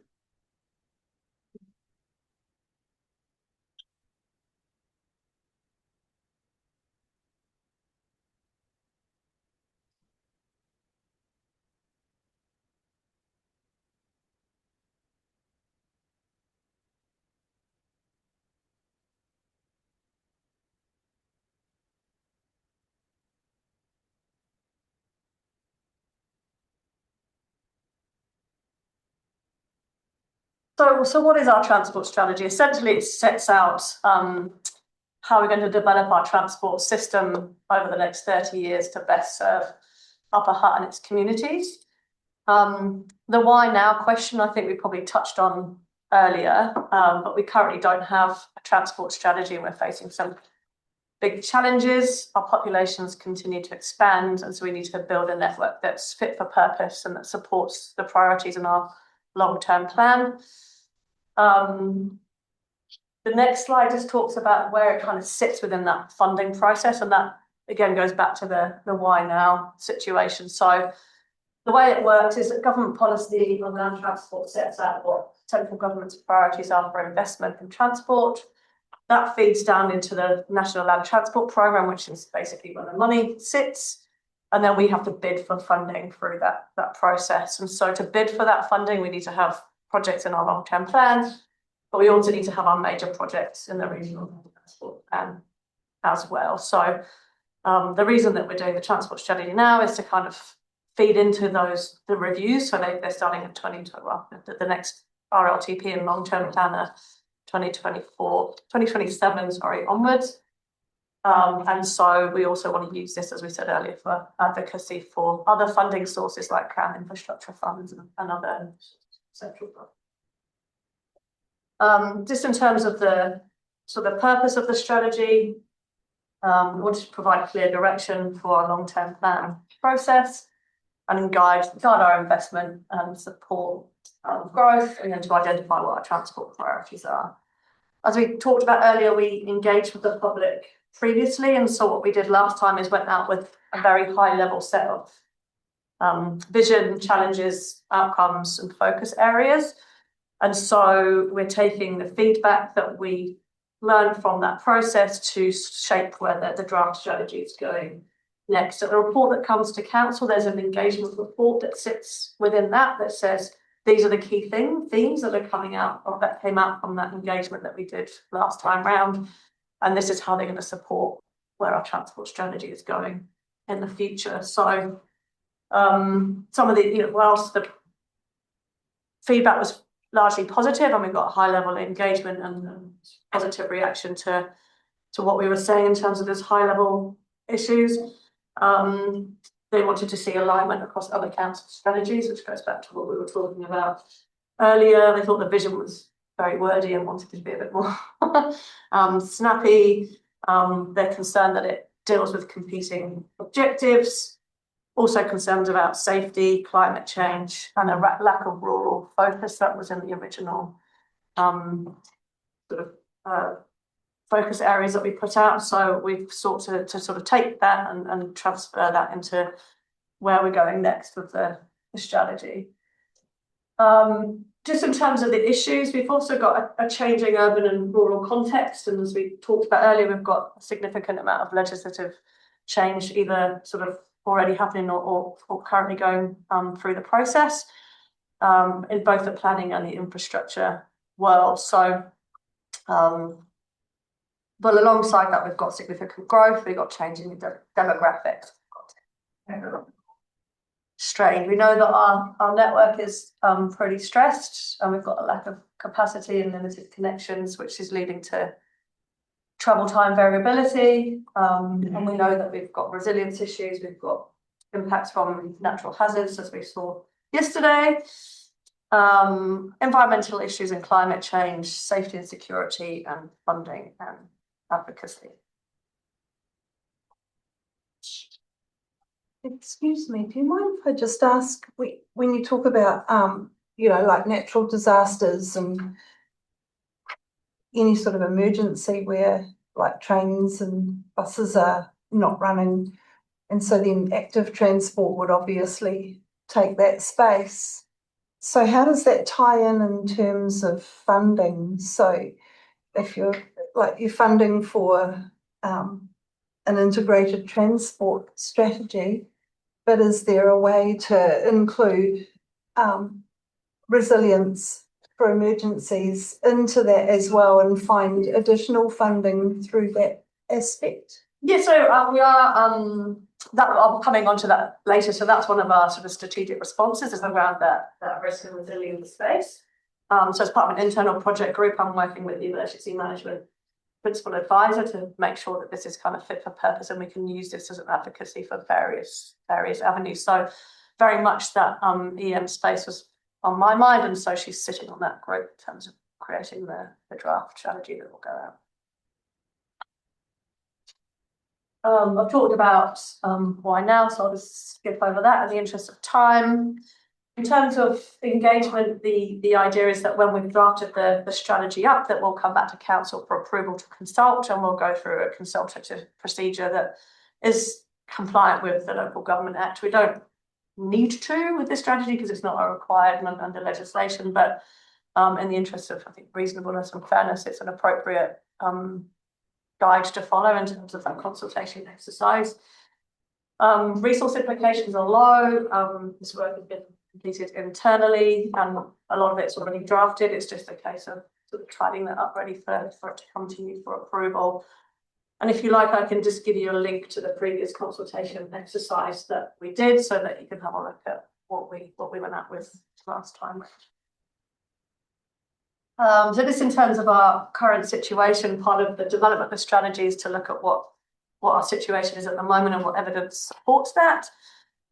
So we know that we've got some peak congestion and journey time variability on State Highway 2 and key local roads. As an example, we've got 27,000 vehicles a day, State Highway 2, around 23,000 on Ferguson Drive, and about 16,000 across Silver Stream Bridge. So that gives you a kind of idea of the scale of the traffic that we've got going through Upper Hutt. We know that we've got poor east-west connectivity, and that's both out to Porirua, but also sort of within Upper Hutt across State Highway 2. We've got a heavy reliance on private vehicles with a need to encourage mode shift.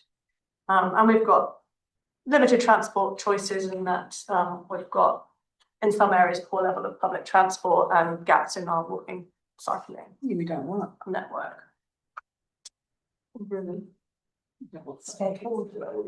So just in terms of those areas, I've just popped up a map that actually came from Metlink, just that shows us what our bus services are, and so the core services are the sort of purple ones with the dots kind of less frequent.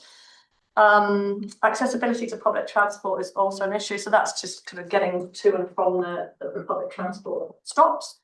And our park and ride facilities are full by 7:30 a.m. in the morning. So to give you an idea about the sort of high level of demand we've got in terms of Do we park and own ride. Some sites we've got part ownership of, other sites I think are Great Wellington Regional Council. Yeah.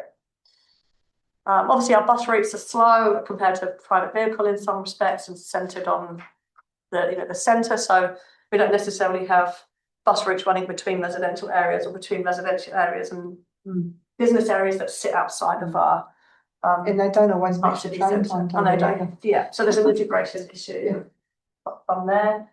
From a safety perspective, we've had 74 serious or fatal crashes on our roads, and that's our local roads over the last 10 years. I've excluded State Highway 2, as we don't have a direct influence over it, but we have obviously got an advocacy role in terms of supporting better safety on there. And we need to ensure that the impacts of impacts on the environment are considered and addressed. Our network's obviously vulnerable to events like flooding and earthquakes, and 44% of our emissions come from transport of a hut. And that sits within the context of funding constraints. So we've got competing national, regional and local priorities. Obviously, things change as successive governments come through. So the idea behind the strategy is that it doesn't tie us down to a specific government approach, so that we can have flexibility to sort of change things as government legislation changes. We obviously get 51% of our funding from NZTA, and we either then 100% subsidise the rest, or they don't get funded at all. At the same time, we're obviously experiencing rising construction and maintenance costs, which is causing issues from a maintenance operation renewals perspective. And we've got an ageing asset that needs to have investment in it. So where to from here? So we drafted a vision, like I said, we had some feedback on that, and so we've updated that, which effectively now says a resilient and reliable transport network that enables everyone to connect to people and places in a safe, accessible and environmentally sustainable way. And so to support the achievement of that vision, we've come up with a number of outcomes or objectives that you can see listed here.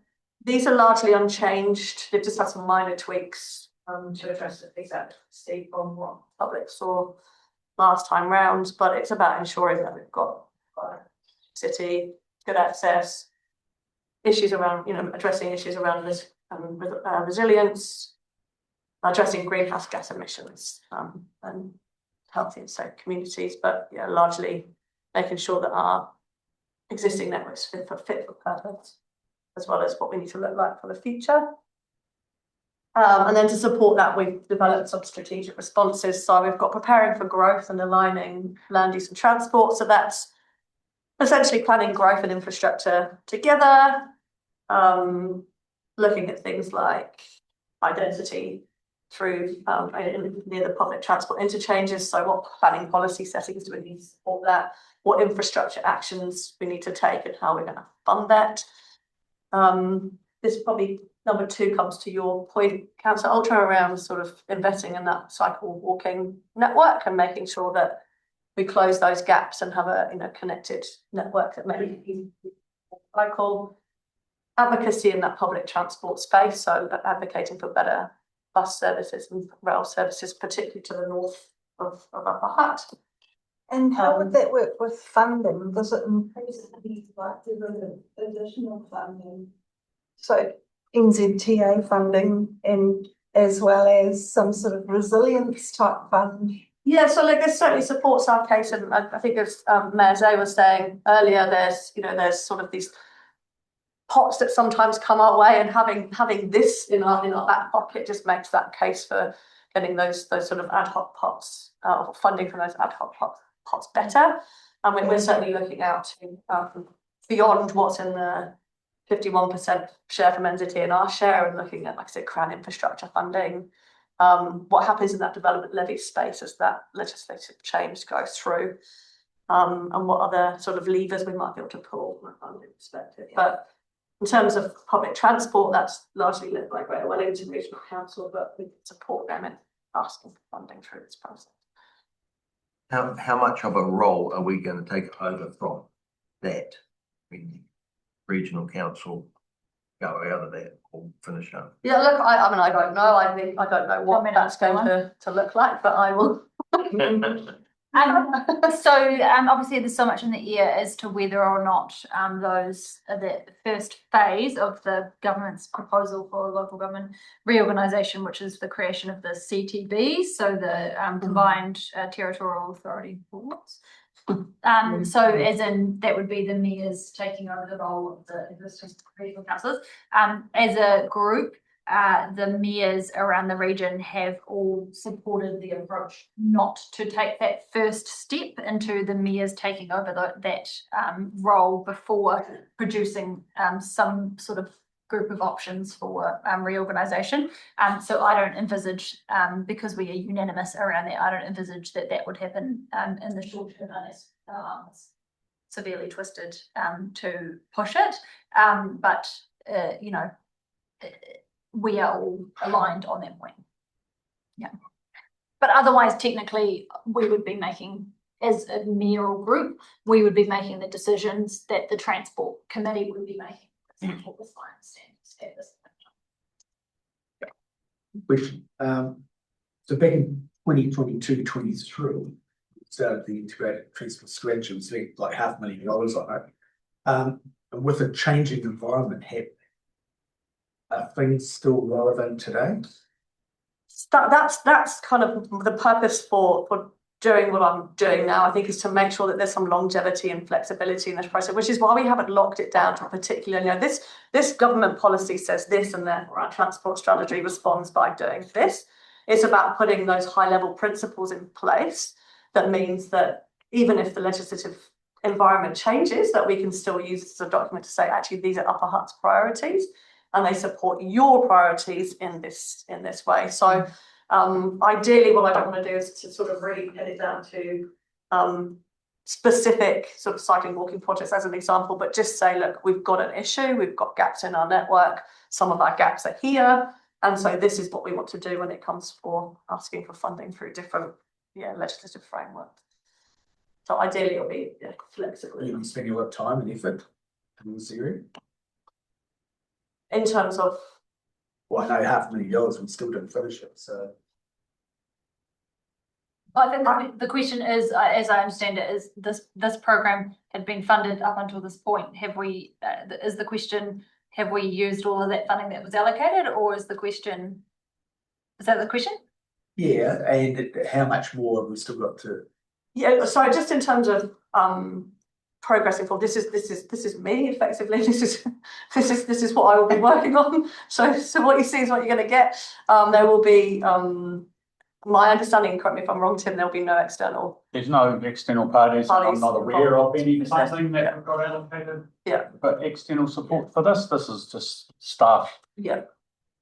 Driven, responding to the priorities and need to get this out there and help set the direction for the LCP. And continuing with the work that we've already done. Yeah, well, so the work that was previously done, that money might have funded as the anchor for the work that we've picked up and reviewed and got ready to go out.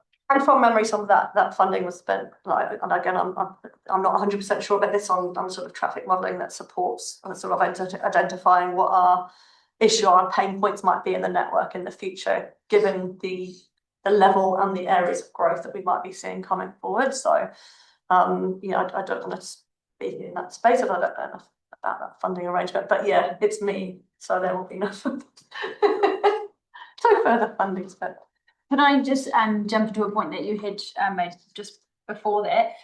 In relation to the GPs, we have seen vastly different directions from government on the government policy statement on transport in the last 2 or 3 terms.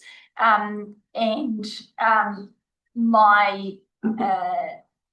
really support the organisation's approach to having a much longer term strategic document that we can pick bits up of as different governments prioritise different things. For example, there was a huge focus on road to zero and safety around schools. And, we know from the consultation that we've done that people care about their kids getting to school safely. So even though that may not be something that is prioritised in the current GPS, we need to set our priorities for the longer term and be able to pick those kind of projects or intentions up as they become available, because we have seen there are areas where speeds have been increased and potentially we've seen additional risks and crashes and etc. So I think we absolutely should not be limited by the current GPS because they change so vastly between governments. So these are the sort of 4 to 7 of the strategic responses that we've got proposed, and that's around improving safety, economic prosperity, prioritising investment and environment. But ultimately there will be some trade-offs, and I think the reason for setting it out in the strategy is it allows you to have some of those discussions around what those trade-offs look like and what you might want to prioritise as a council going forward in terms of investment in our transport network. Obviously, we're kind of tempered by the fact that we've got a need to keep rates affordable, and then there's that view around sort of what's desired versus what's realistically can be implemented. Just in terms of next steps, we look at coming back to you to get approval to consult on the draft. We'll do a consultation exercise, revise the draft in response to that consultation, and then get ultimate sign off by council. The draft will be draft on the basis that that we really want to sort of take the feedback that we've received and use that to develop transport strategy. Just on the note of key trade-offs, one of the issues that's going to come up, and just flagging it here for elected members, is that there is legislation going through, and I don't know at what part it is at the moment in terms of congestion charging. That's something that would be looked at potentially by Wellington for City Council, for example, but would impact our residents here because half our residents commute outside of Part 2 Lower Height in Wellington. So one of the things we need to be cognizant of is the interrelationships between other entities' decisions and our decisions in terms of how it works out for this.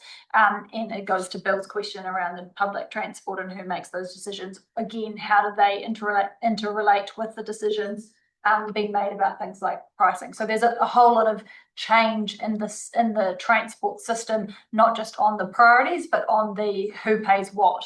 And there's a lot of discussion about different fees and charges and how the new system is going to be made up in terms of how we get the money for projects at a government level. So there's a lot of change in that regard. I don't have a particular view, but just for everyone to be mindful of that. I think you're right, that's set within that context of rate capping proposals, but the last draft of the Infrastructure Funding and Finance Act that I saw allowed the exchange of money from a scheme in one place to roads that connect into that scheme. So I think there was some kind of movement from memory in terms of that space, which I said thank you very much to when we submitted, because it was a comment we made the last time around. Well, actually, you've got an implication. Potentially, you've got, for sake of argument, congestion charge by State Highway 1 and 2 connect to go into Wellington. That has flow and effect for other roads within the region. And so, from the last sort of from the draft legislative amendment bill that I saw in Infrastructure Funding and Finance, they did recognise that flow of money might need to go back to those roads that connect into that process, which I thought was a positive move. Very good. Thank you, Sus. Whistle stop for. Oh, it's a topic very dear to my heart, as you know. Right, so there's 5 minutes left of this session, so I can give you back 5 minutes if there are no other questions.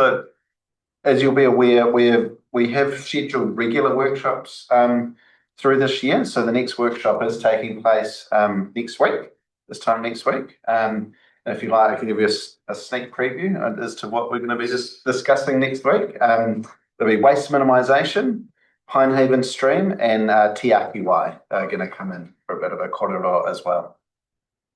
So, if there are no other questions, I might give you 5 minutes back. Thank you very much. Karakia to close. Please, Muse.